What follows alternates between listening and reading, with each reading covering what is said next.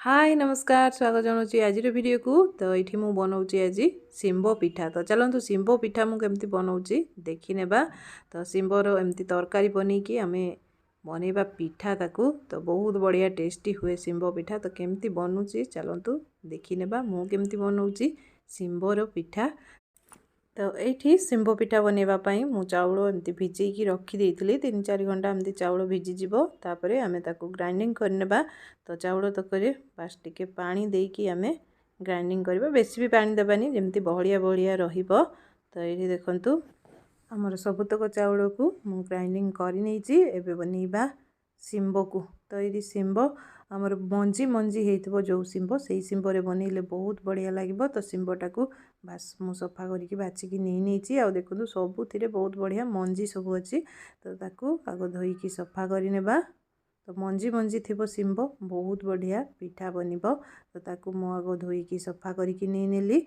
एबे चलतु तरकारी बनई नेबा। तो ये शिंब आमर प्रथम तरकारी करने पियाज रसुण अदार पेस्ट बास सिंपली मुझे नहीं आ तेल रे बास गरम है तेल आड करदेली लुण पड़गला। एबे हलदी आउ ये जीरा गुंड लंका गुंड बास एतिकी पकाउची मु अधिका किसी मसला दरकार हुए बास सिंपली ताकू आग मसलाटा को कषिबा आमे। तो ये देखो मसलाटा आमर एमती कषि आसी बास एमती कषिले ही हो। आउे एबे मो शिंब तक को आड करनेबी और ताकू आमर किछि समय बढ़िया से तरकारी हेब टिके सिझिला पर्यंत आमे ताकू भल से गड़े गड़े की बास मिक्स करके सिझे नेबा टिके समय पाई।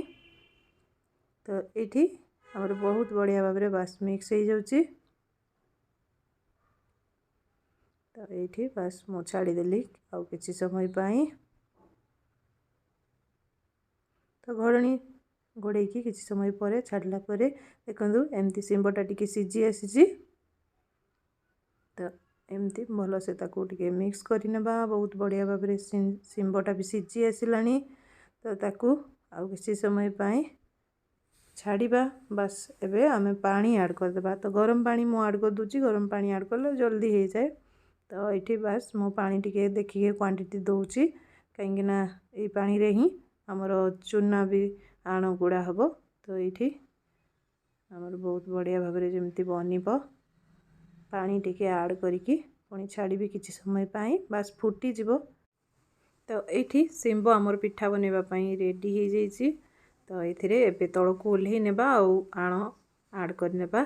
तो तलको ओल्हे देले कौन ना चूनाटा बेसी सिझिबनी जितकी गरम थी से ही आमर एमती पतला पतला जो चूना बनईचु आम से बहुत बढ़िया भाव में सिझिकी बनिकी रेडी हो। तो ताको बढ़िया से आग मिक्स करनेबा माने तरकारी सहित चूनाटा भल से मिक्स हो जाओ आ सही गरम रे ही किसी समय पाई सिझी जाओ। तो आमर बढ़िया बनिकी रेडी हम। तो ये बहुत बढ़िया पिठा बने आपण मैंने बनई पारे बहुत बढ़िया सिंपली आउ टेस्टी भी लगे खावाई। एबे शिंब सिंजी बहुत बढ़िया शिंब आसुथबो। तो बास बनातु खातु। तो ये आमर बनिकी एटा आण रेडी हो गला। तो एबे ये मु बनई नौची ये तावा पिठा करी। तो तावा गरम हो जाइए तेल ऐड करनेली आउ ये आण को देकी आमर जमती पोड़ा पिठा बना हुए से टाइप रही बास बनइबा। तो ये ताको भल भाव में तावारे आमर बढ़िया से बनई नेबा। तो ये बास बहुत बढ़िया सिंपली बनब। तो ये आमर बहुत बढ़िया भाव में हो जाइए। एबे ताकू घोड़नी देकी सिझिब भी ना किसी समय पाई आमर छाड़ीबा गोटे पट जमती हम आ कम आंचरे देबे। कम आंचरे बहुत बढ़िया भाव में पिठारे सिझिब आ बहुत बढ़िया भाव में टेस्टी पूरा लगे। तो ये देखो गोटे पट हो जाइए। तो एमती क्रिस्पी क्रिस्पी बनब बहुत बढ़िया लगे। तो आ गोटे पट भी हो पिठा आमर बनिकी रेडी। तो ये देखो पिठा बनी जाइए। आईटा गरम गरम जमती लगे ना ठंडा हेले तो आहरी बढ़िया टेस्टी लगे। तो एमती बनातु खातु। वीडियो भल लगुले निहाती लाइक शेयर सब्सक्राइब करूँ एमती सपोर्ट करूँ। रही नमस्कार।